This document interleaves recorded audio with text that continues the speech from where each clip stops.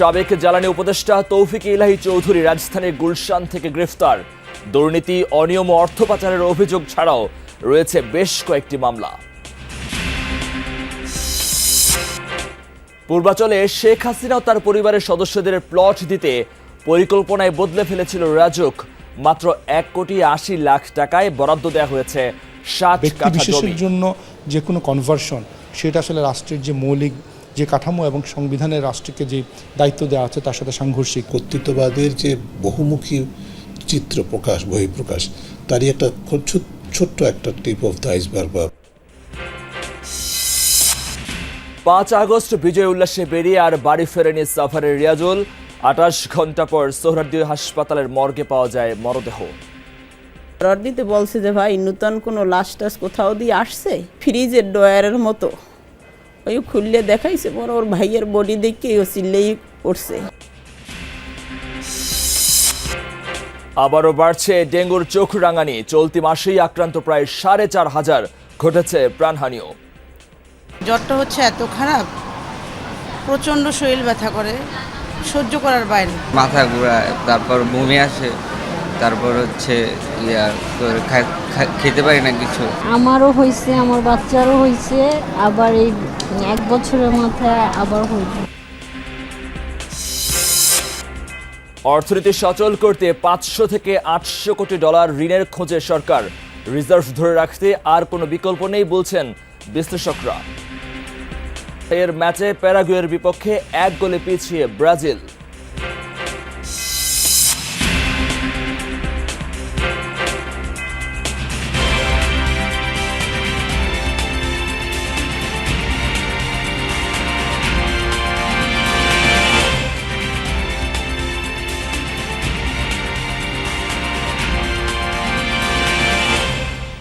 আমন্ত্রণ, যমুনা নিউজ আপনাদের সঙ্গে আছি আমি মহিউদ্দিন মধু। এতক্ষণ শিরোনাম দেখছিলেন, এবার জানাবো বিস্তারিত। রাজধানীর গুলশান থেকে গ্রেফতার করা হয়েছে সাবেক প্রধানমন্ত্রী শেখ হাসিনার বিদ্যুৎ ও জ্বালানি বিষয়ক উপদেষ্টা ডক্টর তৌফিক ইলাহি চৌধুরীকে। রাত 10:15টার দিকে ডিবির অভিযানে আটক হন তিনি। আজ বিকেল নাগাদ আদালতে হাজির করা হবে বিতর্কিত এই সাবেক উপদেষ্টাকে। তার বিরুদ্ধে গোটা আওয়ামী লীগ আমল জুড়ে ব্যাপক অনিয়ম, দুর্নীতি ও অর্থ পাচারের অভিযোগ রয়েছে। এছাড়াও রয়েছে বেশ কয়েকটি মামলা। 2009 সালে আওয়ামী লীগ সরকার গঠনের পর থেকে শেখ হাসিনার বিদ্যুৎ, জ্বালানি ও খনিজ সম্পদ বিষয়ক উপদেষ্টা হিসাবে দায়িত্ব পালন করে আসছিলেন ডক্টর তৌফিক ইলাহি চৌধুরী। গত 5 আগস্ট ছাত্র জনতার অভ্যুত্থানের মুখে শেখ হাসিনা ভারতে চলে যাওয়ার পর তৌফিক ইলাহিও ছিলেন আত্মগোপনে। গোপন সংবাদের ভিত্তিতে মঙ্গলবার রাতে রাজধানীর গুলশান এলাকায় অভিযান চালায় গোয়েন্দা পুলিশের একটি দল। অভিযানে রাত 10:45টার দিকে গ্রেপ্তার করা হয় মন্ত্রী পদমর্যাদার সাবেক এই উপদেষ্টাকে। তার বিরুদ্ধে রয়েছে একাধিক মামলা। জানা যায় আজ বিকেল নাগাদ আদালতে হাজির করা হবে তৌফিক ইলাহি চৌধুরীকে।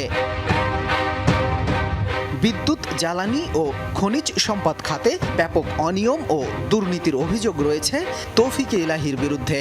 এছাড়াও তার বিরুদ্ধে এ খাত থেকে লুটপাট করা হাজার হাজার কোটি টাকা বিদেশে পাচারের অভিযোগ রয়েছে।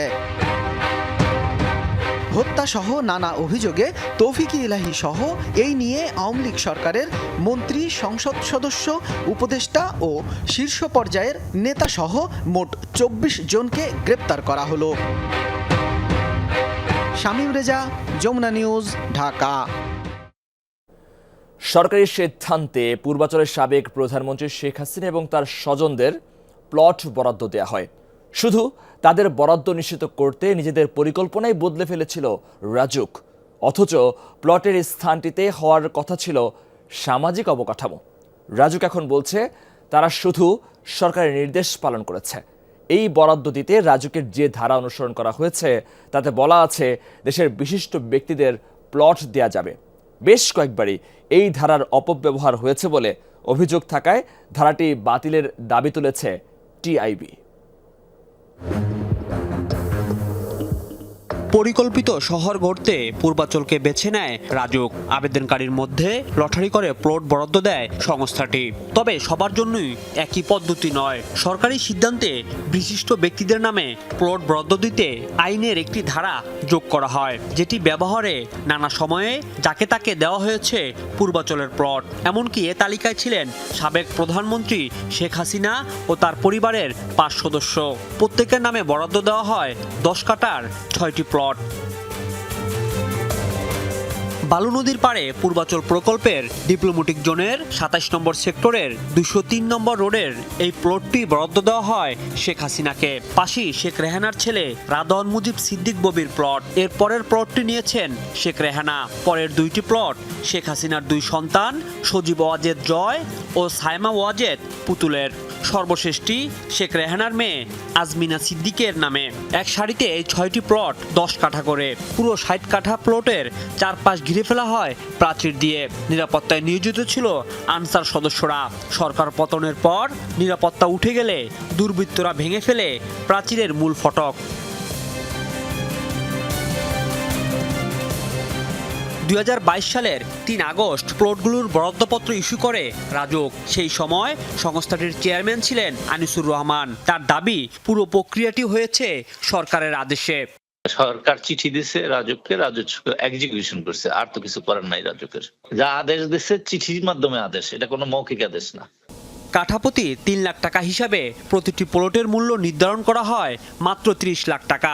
60 কাঠার মোট মূল্য 1,80 লাখ টাকা পরিশোধ করেন শেখ হাসিনা ও তার পরিবারের সদস্যরা।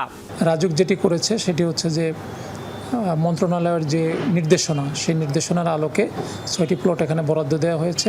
ওনার ছেলের নামে রয়েছে, মেয়ের নামে রয়েছে এবং অন্যান্য সদস্যদের নামে আছে।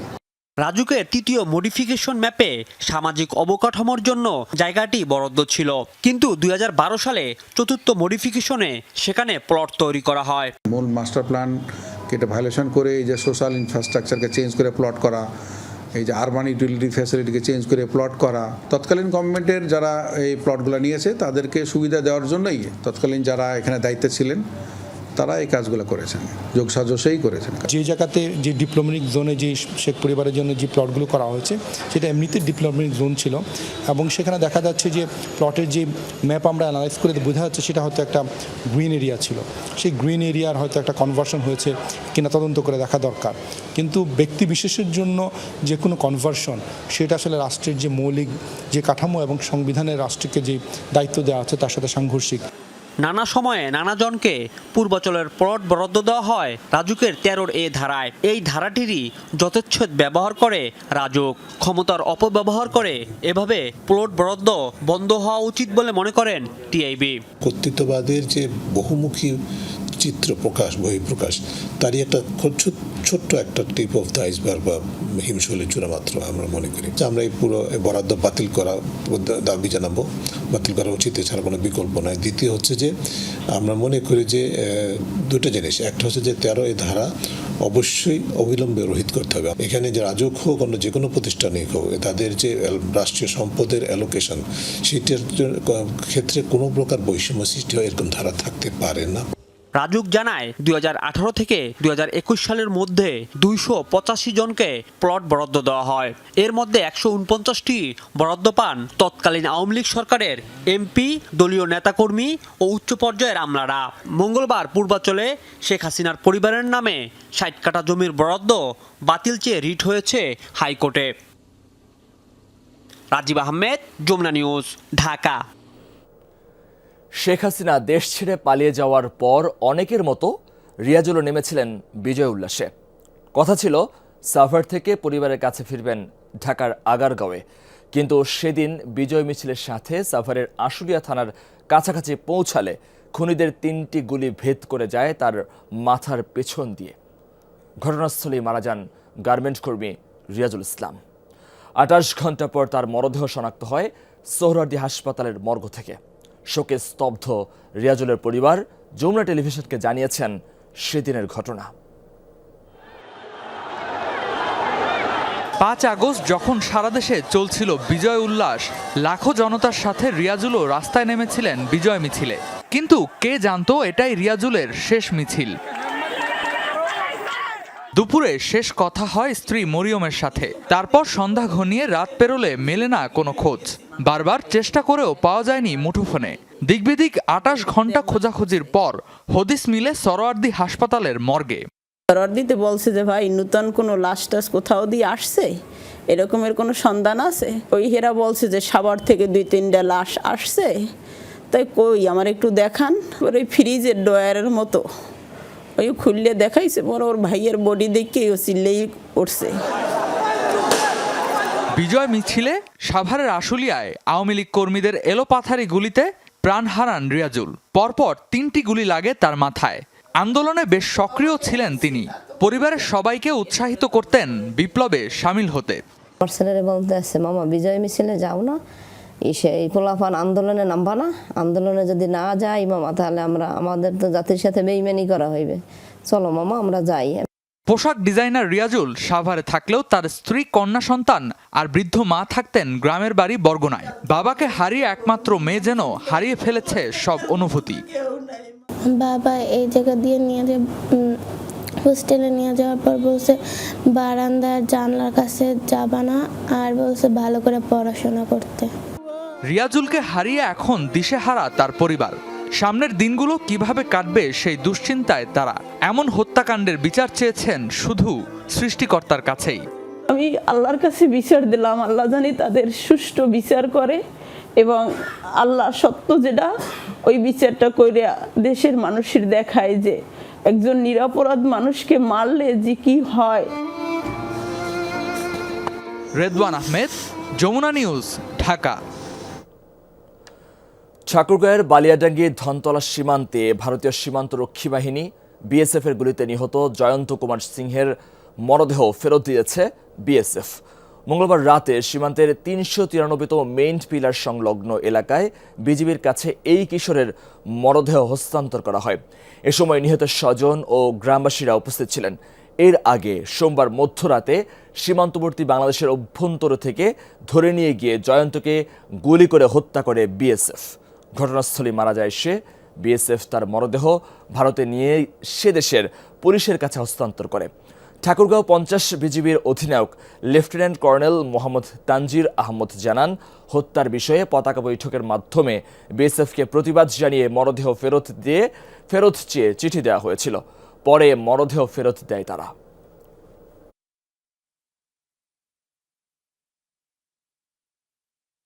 আগের বছরের তুলনায় আক্রান্তের সংখ্যা কম হলেও ডেঙ্গুর চোখ রাঙানি ক্রমেই বাড়ছে। চলতি মাসের 10 দিনে প্রায় ৪,০০০ মানুষ ডেঙ্গু আক্রান্ত। এরই মধ্যে মৃত্যু ছাড়িয়েছে ১০০ ঘর। সবচেয়ে বেশি ঝুঁকিতে ঢাকা দক্ষিণ সিটি এলাকা। এখনই ব্যবস্থা না নিলে পরিস্থিতি হবে গেল বছরের মতো ভয়াবহ বলছেন বিশেষজ্ঞরা। আরও জানাচ্ছেন সহকর্মী তাজনুল ইসলাম, ছবি তুলেছেন বিশ্বাস সরকার। জগতের জটিলতা এখনও তার বোঝার কথা নয়, শুধু এটুকু বোঝে যে তার হাতে ব্যথা। গেল 3 দিন ধরে ছোট্ট মারিয়ামের হাতে স্যালাইন সঞ্চালনের ক্যানুলা। একই সময়ে ডেঙ্গু আক্রান্ত হয়ে হাসপাতালে শুয়ে তার মা সোনিয়া বেগম। আমারও হয়েছে, আমার বাচ্চারও হয়েছে, আবার এই 1 বছরের মাথায় আবার হইল। মানে এবারের অবস্থা খুবই খারাপ গেছে। প্রায় একই রকম গল্প এই মা ছেলেরও। ভয়াবহ জ্বর নিয়ে হাসপাতালে এসে পরীক্ষায় জানতে পারেন দুজনেরই ডেঙ্গু। জ্বরটা হচ্ছে এত খারাপ, প্রচণ্ড শরীর ব্যথা করে, সহ্য করার বাইরে। ডেঙ্গু আক্রান্ত হয়ে এই বছর এখন পর্যন্ত মারা গেছেন 102 জন। হাসপাতালে চিকিৎসা নিতে ভর্তি হয়েছেন 16,819 জন। আগের বছরের একই সময়ের তুলনায় রোগী কম হলেও পরিস্থিতি যাচ্ছে ভয়াবহতার দিকে। গত মাসে 6,500 রোগী শনাক্ত হলেও চলতি মাসের 10 দিনেই রোগী পৌঁছেছে 4,000-এর ঘরে। রক্তের পয়েন্ট দেখে ডাক্তার বলছে ইমার্জেন্সি ওনাকে রক্ত দেওয়া লাগবে, না তো বাঁচানো যাবে না। মাথা ঘোরায়, তারপর বমি আসে, তারপর হচ্ছে খেতে পারি না কিছু। 3 দিন জ্বর ব্যথা তো খালি শুধু মুড়াইছে।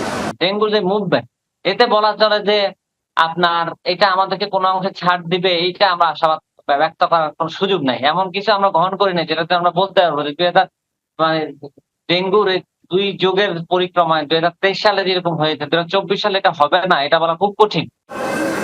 আক্রান্ত রোগীদের বেশিরভাগই ঢাকা দক্ষিণ সিটি কর্পোরেশন এলাকার। জানুয়ারির প্রথম দিন থেকে এ পর্যন্ত শনাক্ত রোগীর প্রায় 25% ঢাকা দক্ষিণের।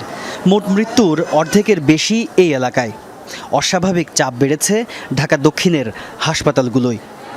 যেহেতু ময়লা সঠিকভাবে পরিষ্কার হচ্ছে না হয়তো বা সেই কারণে, এবং ঘনবস্তিপূর্ণ এলাকা হওয়ার কারণে এখানে ডেঙ্গি রোগীর পরিমাণ অনেক বেড়ে গেছে। মুগদা হাসপাতালের পরিচালক বলছেন, ডেঙ্গু রোগীর চাপ সামলাতে বাড়ানো হয়েছে শয্যা সংখ্যা। ওষুধ স্যালাইনের অভাব না হলেও সংকট রয়েছে চিকিৎসকের। আমাদের হাসপাতালে এক্সট্রা কোনো ডাক্তার আমরা পোস্টিং পাইনি। গত বছর ছিল 40 জন শুধু ডেঙ্গির জন্য, এখন সেখানে আছে মাত্র 2 জন। সমপরিমাণে আমাদের নার্সও লাগে, MLSS লাগে, আমাদের কিন্তু এক্সট্রা কোনো জনবলের আলাদা করে নিয়োগ দেওয়া হয়নি। বাড়তি রোগীর চাপ সামলাতে হিমশিম অবস্থা হাসপাতালগুলোর। চিকিৎসকদের মত, ডেঙ্গু কমাতে তৎপরতা বাড়াতে হবে পরিচ্ছন্নতা কার্যক্রমে। প্রত্যেক বছরই ডেঙ্গুর প্রকোপ যখন শুরু হয়, সবচেয়ে বেশি রোগী আসতে থাকে এই দক্ষিণ সিটি কর্পোরেশনের বিভিন্ন এলাকা থেকে। সমস্যা তো চিহ্নিত, তবে সমাধানে যে কাজগুলো করা দরকার সেগুলো সঠিকভাবে না করার ফলেই এই ডেঙ্গু আক্রান্তের সংখ্যা আর মৃত্যু কোনোভাবেই ঠেকানো যাচ্ছে না। তাজনুর ইসলাম, যমুনা নিউজ, ঢাকা। রাজধানীর আগারগাঁও শেরেবাংলা কৃষি বিশ্ববিদ্যালয়ের সামনে বাস ভাঙচুর করেছে ছাত্ররা, এমন অভিযোগ বাস মালিকদের।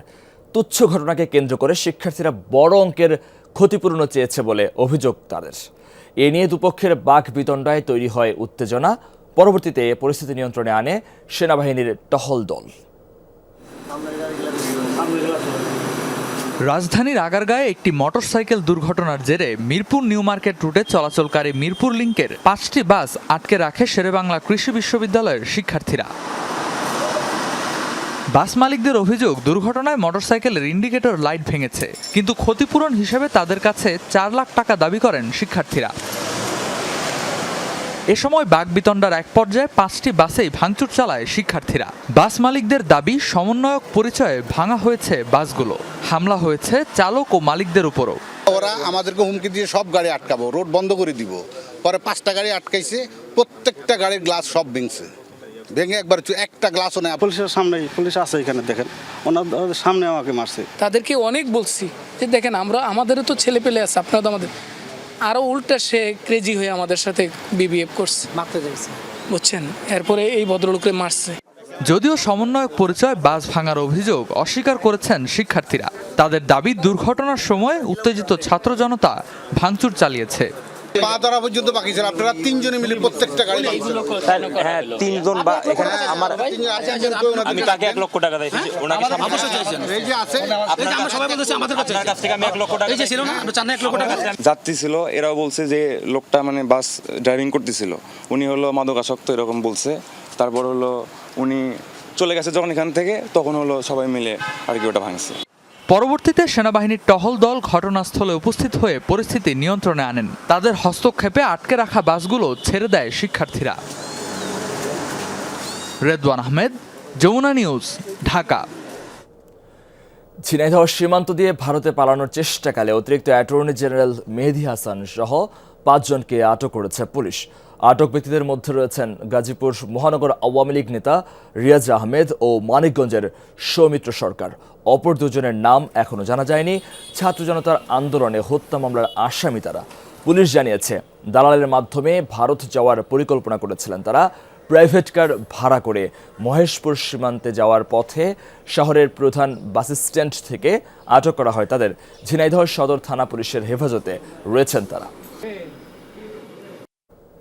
নিজের নির্বাচনী এলাকায় শত শত বিঘা জমি দখলের অভিযোগ প্রকাশ্যে এসেছে রাজশাহী 4 আসনের আওয়ামী লীগের সাবেক সংসদ সদস্য ইঞ্জিনিয়ার এনামুল হকের বিরুদ্ধে।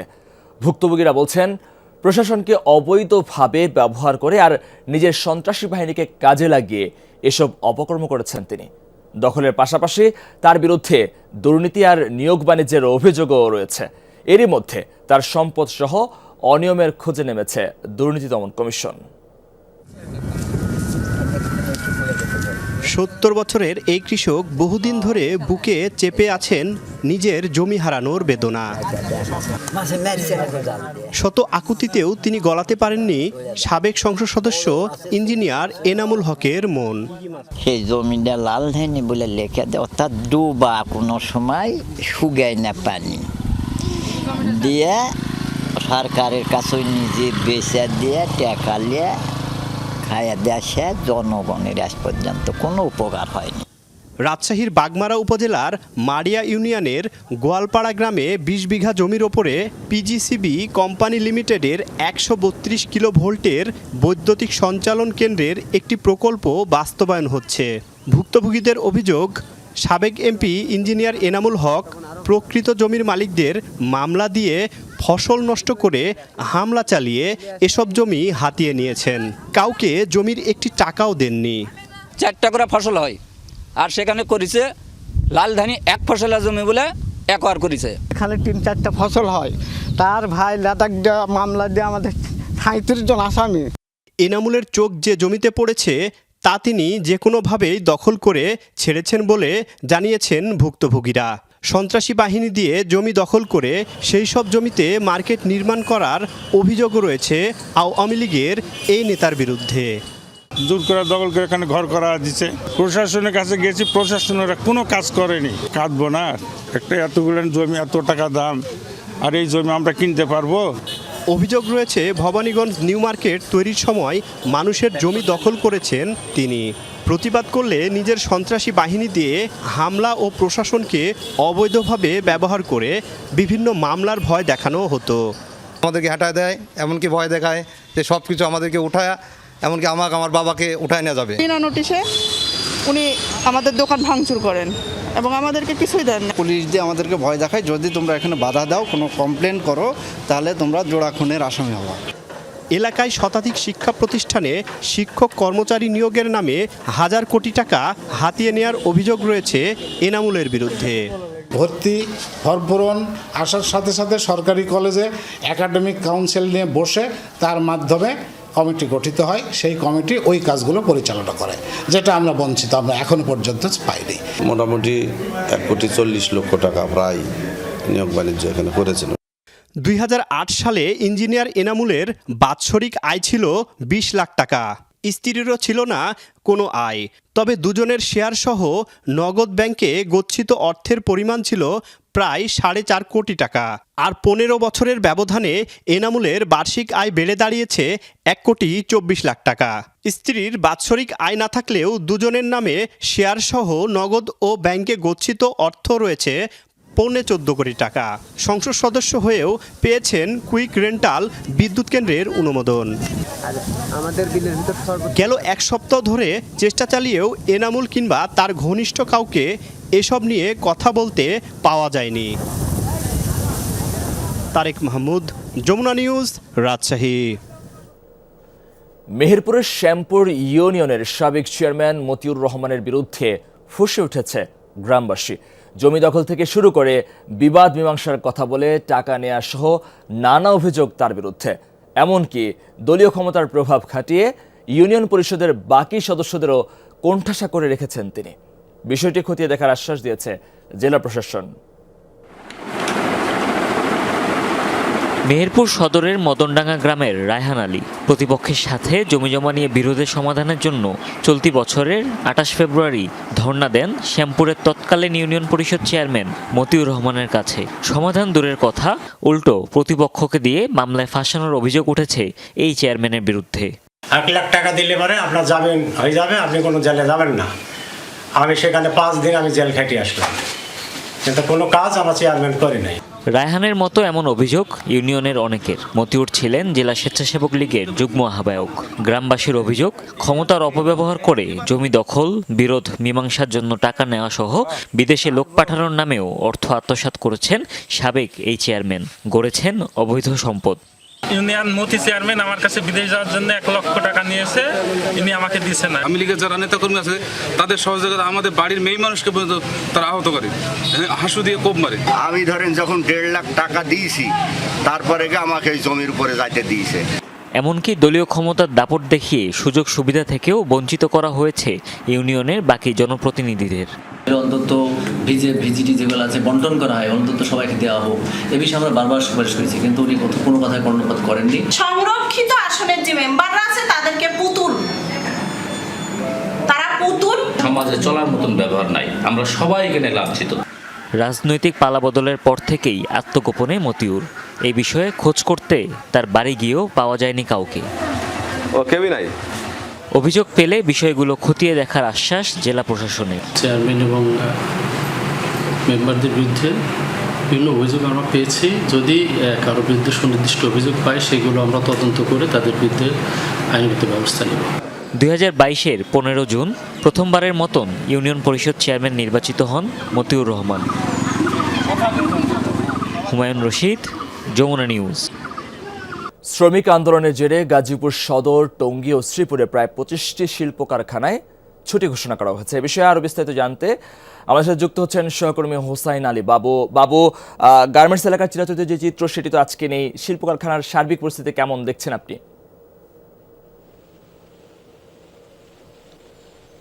মধু, আসলে সকাল থেকে আসলে কয়েকটি শিল্প কারখানা ঘুরে দেখেছি। আসলে শিল্প কারখানার যে শ্রমিকরা তারা আসলে কাজে ফিরেছেন। যেসব শিল্প কারখানা যে ছুটি ঘোষণা করা হয়েছে সেই সব শিল্প কারখানা শ্রমিকরা তারা ওই কারখানার সামনেই অবস্থান করছেন। আসলে ওইসব শিল্প কারখানা এখনো খোলেনি। আসলে তারা নিরাপত্তার জন্য আসলে এইসব কারখানাগুলো আসলে ছুটি ঘোষণা করেছেন।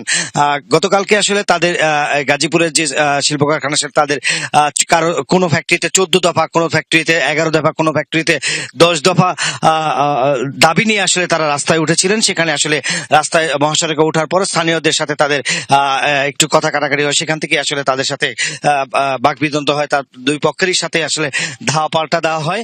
সেক্ষেত্রে আসলে 5 জন আহত হয়। সেই আহতর পরে আসলে ওই এলাকার স্থানীয় শিল্প কারখানা যারা মালিক রয়েছেন তারা কিন্তু আসলে এই যে গাজীপুরে 25টি শিল্প কারখানা আসলে ছুটি ঘোষণা করেছেন। সেই শিল্প কারখানা এখনো খোলেনি, কিন্তু অনেক জায়গায় আসলে যারা চাকরি পাওয়ার উদ্দেশ্যে তারা কিন্তু এসেছেন, এখানে অবস্থান করছেন। তারা বলছেন যে আসলে আমরা লেখাপড়া শেষ করেছি, চাকরি না করলে কোথায় যাব, মানে এই ধরনের নানা অজুহাত দিয়ে আসলে বিভিন্ন শিল্প কারখানার সামনে অবস্থান করছেন। কিন্তু আসলে প্রত্যেকটি শিল্প কারখানার গেটের সামনেই লিখে দেওয়া হয়েছে যে কর্ম খালি নেই। তারপরও আসলে তারা বলছে যে আসলে আমরা এই যে কারখানা যদি কর্ম খালি নেই তাহলে আমরা লেখাপড়া করে যে কোথায় চাকরি করবো, এই ধরনের। এছাড়াও কিন্তু আসলে নিরাপত্তার জন্য প্রত্যেকটি শিল্প কারখানার সামনে সেনাবাহিনী, পুলিশ সহ তারা টহল দিচ্ছে, যেন কোনো ধরনের নিরাপত্তা ব্যবস্থা জোরদার করা হয়েছে। বাবু, আপনাকে ধন্যবাদ। রিজার্ভ সংরক্ষণে উন্নয়ন সহযোগীদের কাছে চাহিদা দিচ্ছে সরকার। IMF এর কাছে চাওয়া হয়েছে $300 কোটি নতুন ঋণ। বিশ্বব্যাংক ছাড়াও অন্যান্য ঋণদাতা সংস্থার কাছে যাবে প্রস্তাব। এরই মধ্যে গ্যাস খাত ও পানি সরবরাহ ব্যবস্থা উন্নয়নে $95 কোটি ঋণ দেবার সিদ্ধান্ত নিয়েছে নিউ ডেভেলপমেন্ট ব্যাংক। বিশ্লেষকরা বলছেন, রিজার্ভ ধরে রাখতে এখন ঋণের বিকল্প নেই, কারণ অভ্যন্তরীণ আয়ে তেমন সুখবর নেই। পাশাপাশি রপ্তানি ও রেমিটেন্স আয়েও বড় ধরনের পরিবর্তন হয়নি। জ্বালানির বকেয়া পরিশোধে দুশ্চিন্তায় সরকার। রিজার্ভ থেকে দায় পরিশোধ হলে ব্যাহত হবে আমদানি, বন্যার ক্ষতি কাটিয়ে উঠতেও দরকার অর্থ। রপ্তানি এবং রেমিটেন্স আয়ে বড় ধরনের উন্নতি নেই, অভ্যন্তরীণ আয়েও নেই সুখবর। ফলে দেনা পরিশোধ এবং বাজেট বাস্তবায়নে অর্থের খোঁজে সরকার। চলমান ঋণের বাইরে নতুন করে IMF এর কাছে আরও $300 কোটি সহায়তা চেয়েছে সরকার। বিশ্বব্যাংক এবং এশীয় উন্নয়ন ব্যাংক বা ADBর কাছেও তুলে ধরা হবে চাহিদা। চলমান রয়েছে বেশ কিছু প্রকল্প, যেগুলোর জন্য যে সংস্থাগুলো থেকে আসলে ঋণ আসার কথা ছিল সেগুলো তো তারা দিবে, তারা কমিটেড। কিন্তু এর পাশাপাশি আমাদের যে নতুন প্রকল্প সেগুলো চিহ্নিত করার ক্ষেত্রেও কিন্তু এখন নানা রকমের ঝুঁকি আছে। তার কারণে এই মুহূর্তে আসলে কোনো কন্ট্রাক্টর আসলে এই সমস্ত প্রজেক্টগুলো ইমপ্লিমেন্ট করতে ইন্টারেস্টেড হবে কিনা সেটা নিয়ে কিন্তু এক ধরনের শঙ্কা আছে। তার কারণ অনেক কন্ট্রাক্টর যারা কাজ করছিলেন অবকাঠামোগত উন্নয়নে তারা অনেকেই কিন্তু পালিয়েছেন। সংকট কাটাতে সব মিলিয়ে খোঁজা হচ্ছে $500 থেকে $800 কোটি ঋণ। পাশাপাশি এর বাইরেও সহায়তা হিসেবেও অর্থের যোগান বাড়াতে চায় সরকার। উন্নয়ন সহযোগীরা যেরকম করে আমরা আশা করছিলাম তো সেই অনুযায়ী আসলে হয়তো সহযোগিতা দিবে না। তারা দিতে পারে সর্বোচ্চ বাজেট সহায়তা। তারা উন্নয়ন প্রকল্পের জন্য নতুন করে কোনো ঋণ হয়তো তারা দেবে না। তো এটাই বাস্তবতা, এটা আমাদের মেনে নিতে হবে। এবং এই জায়গাতে IMF রয়েছে, বিশ্বব্যাংক আছে। বিশ্বব্যাংক হয়তো বাজেট সহায়তা অত বেশি করে দিবে না, কিন্তু এশীয় উন্নয়ন ব্যাংক বা নিউ ডেভেলপমেন্ট ব্যাংক তারা ওই বাজেট সহায়তা দিতে পারে। বাজেট সহায়তাই এখন আমাদের সবচেয়ে বেশি প্রয়োজন। Uniting BRICS countries, the private sector. টানাপোড়েনের মধ্যে $95 কোটি ঋণ দেবার সিদ্ধান্ত নিয়েছে ব্রিক্সের নিউ ডেভেলপমেন্ট ব্যাংক NDB। এক্ষেত্রে ঢাকার পানি সরবরাহে ওয়াসার প্রকল্পে অর্থায়নে পাওয়া যাবে $32 কোটি, ঢাকা নারায়ণগঞ্জ গ্যাস লাইন উন্নয়নে $38 কোটি এবং গ্যাস খাত উন্নয়নে পাওয়া যাবে আরও $25 কোটি। তিনটা প্রজেক্টের ব্যাপারেই তারা ইতিবাচক মনোভাব দেখিয়েছেন এবং এটাকে বলা যায় তারা মৌখিকভাবে নীতিগতভাবে সম্মতি দিয়েছেন। বিদেশি উৎস থেকে এ পর্যন্ত $100 কোটি বেশি ঋণ নিয়েছে বাংলাদেশ। অভ্যন্তরীণ আয় বাড়ানো না গেলে পরিশোধেও ধাপে ধাপে বাড়বে চাপ। রিমন রহমান, যমুনা নিউজ, ঢাকা। দালালদের সহায়তায় লিবিয়া থেকে ইতালি যাওয়ার পথে নিখোঁজ হন মাদারীপুরের 3 যুবক। একই বহরে থাকা জেলার আরেক যুবক ফিরে এসে জানিয়েছেন তাদের মৃত্যুর খবর। এরপর থেকেই 3 জনের পরিবারে চলছে শোকের মাতম। এর সাথে জড়িত দালালদের বিচার চায় স্বজনরা।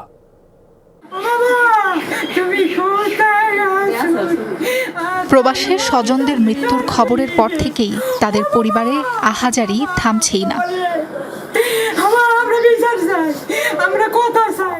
গোপালপুর ইউপি চেয়ারম্যান আদম ব্যবসায়ী ফরহাদ মাতব্বরের প্ররোচনায় ইতালি যাওয়ার আশায় দেশ ছাড়েন 2 ভাই মিলন ও আলামিন। পরিবার জানায় ধার দেনা করে ফরহাদকে 30 লাখ টাকা দেন তারা। একই গ্রামের শান্তর কাছ থেকেও 14 লাখ টাকা নেয়ার অভিযোগ ফরহাদ চেয়ারম্যানের বিরুদ্ধে। গত মে মাসের শেষ দিকে তাদের সাথে পরিবারের যোগাযোগ বিচ্ছিন্ন হয়ে যায়।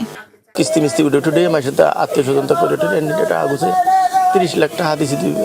আমার 2 ছেলে আমার সামনে চাই, আমার বিদেশ লাগবে না। 2 তারিখ 3 তারিখ 10 তারিখ 20 তারিখ করতে 3 মাস 5 দিন হয়ে গেছে। এর মধ্যে তোরই কোনো কথা কইতে পারে নাই। মধ্যে গেল মরা লাশটা চাই, আনার বাচ্চা থাকলে থাকবো চাই। সম্প্রতি লিবিয়া থেকে দেশে ফিরে এসে ইসরাফিল নামের এক যুবক জানান ভূমধ্যসাগর পাড়ি দিতে নৌকাডুবিতে তাদের মৃত্যু হয়। এই খবর পাওয়ার পর তাদের পরিবারে শুরু হয় শোকের মাতম। জীবিত অথবা মৃত অবস্থায় তাদের প্রিয়জনকে ফিরে পেতে চায় স্বজনরা। বিচার চান ইউপি চেয়ারম্যান ফরহাদের। তারাই বলছে যে এরকম মিলন আলামিন তাদের বোট ভাষ্ট হয়ে গেছে, তারা দুনিয়াতে নাই। সব টাকায় দানের পুরে, কিস্তির পুরে, সুদের পুরে আমরা এইভাবে আইন না তারপর টাকা দিছি। আমার ভাইরা এত কষ্ট করে গেল, এত পরিশ্রম করে ভাইরা গেল, কেন হে এরকম করতেছে? এখন পর্যন্ত সে বলতেছে যে আছে। এদিকে সব অভিযোগ অস্বীকার করেছেন ইউপি চেয়ারম্যান ফরহাদ, তবে সুনির্দিষ্ট প্রমাণের ভিত্তিতে ব্যবস্থা নেওয়ার আশ্বাস প্রশাসনের।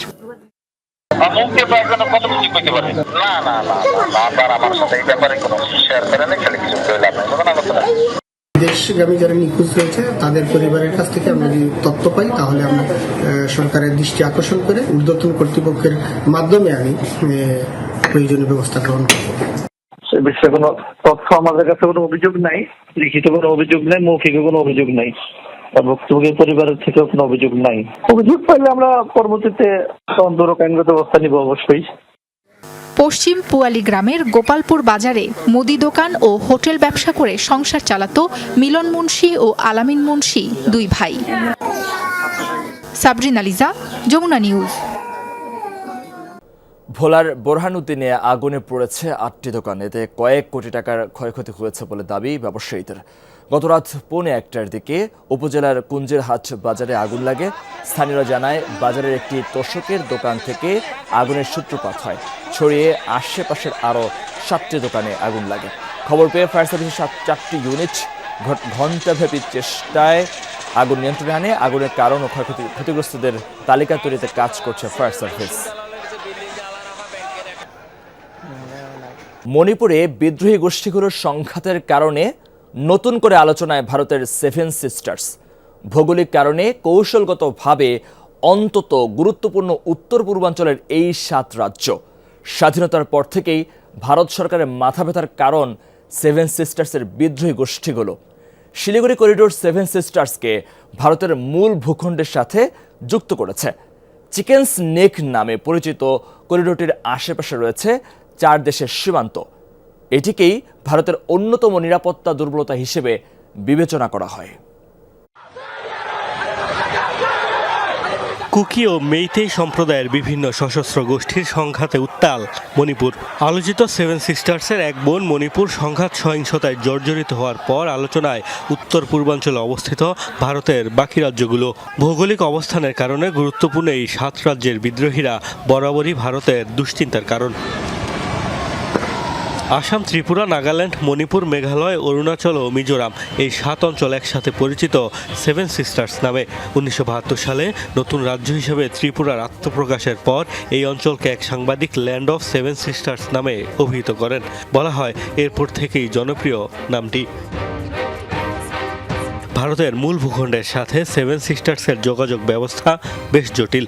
7 অঞ্চলকে মূল ভূখণ্ডের সাথে যুক্ত করেছে যে সরু করিডোর, তা পরিচিত শিলিগুড়ি করিডোর নামে। সরু এই করিডোর দেখতে মুরগির বাঁকানো ঘাড়ের মতো হওয়ায় অনেকের কাছে পরিচিত চিকেন স্নেক হিসেবে। চিকেন স্নেকের সবচেয়ে সরু অংশ 21 কিলোমিটার চওড়া। এর আশপাশে বাংলাদেশ সহ 4টি দেশের সীমান্ত থাকায় এটি ভারতের অন্যতম নিরাপত্তার দুর্বলতা হিসেবে বিবেচিত হয়। বিদ্রোহী গোষ্ঠীগুলোর তৎপরতায় সেভেন সিস্টার্সের অন্তর্ভুক্ত অঞ্চলগুলো বিভিন্ন সময় ভারতের অখণ্ডতার জন্য হুমকি হয়ে দাঁড়িয়েছে। 1950 সালে নাগাল্যান্ডে শুরু হয় সার্বভৌম রাষ্ট্রের দাবিতে এই অঞ্চলের প্রথম বিদ্রোহ।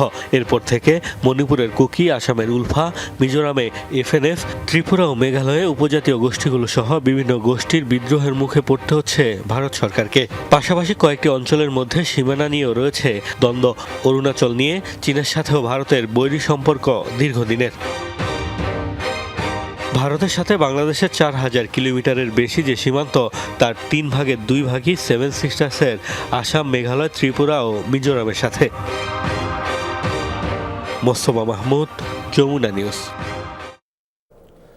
যুক্তরাষ্ট্রের ফিলাডেলফিয়ায় বহুল প্রতীক্ষিত প্রেসিডেন্সিয়াল বিতর্কে মুখোমুখি হয়েছেন কামালা হ্যারিস ও ডোনাল্ড ট্রাম্প। মার্কিন গণমাধ্যম এবিসি নিউজের আয়োজনে স্থানীয় সময় রাত 9টার দিকে শুরু হয় দ্বৈরথ। মঞ্চে প্রবেশের পরেই করমর্দন করেন দুই প্রার্থী। কমলার বক্তব্যের মধ্য দিয়ে শুরু হয় কথার লড়াই। শুরুতেই তোলা হয় অর্থনীতির প্রসঙ্গ। ক্ষুদ্র ব্যবসা নিয়ে কথা বলেন কামালা হ্যারিস। অন্য দেশের উপর ট্যারিফের উপর গুরুত্ব দেন ট্রাম্প। গাজা ও ইউক্রেন যুদ্ধ, অভিবাসন ও প্রজনন অধিকারের মতো বিষয়গুলো উঠে আসতে পারে দুজনের বক্তব্যে। মার্কিন প্রেসিডেন্ট নির্বাচনকে সামনে রেখে অত্যন্ত গুরুত্বপূর্ণ হিসেবে বিবেচনা করা হচ্ছে দুই প্রার্থীর বিতর্ককে। গত জুনে প্রথম প্রেসিডেন্সিয়াল বিতর্কে ডোনাল্ড ট্রাম্পের কাছে রীতিমতো ধরাশায়ী হন জো বাইডেন। এরপরে ডেমোক্রেট দলীয় প্রার্থিতা থেকে সরে দাঁড়াতে বাধ্য হন তিনি। তার জায়গায় মনোনীত হন কামালা হ্যারিস।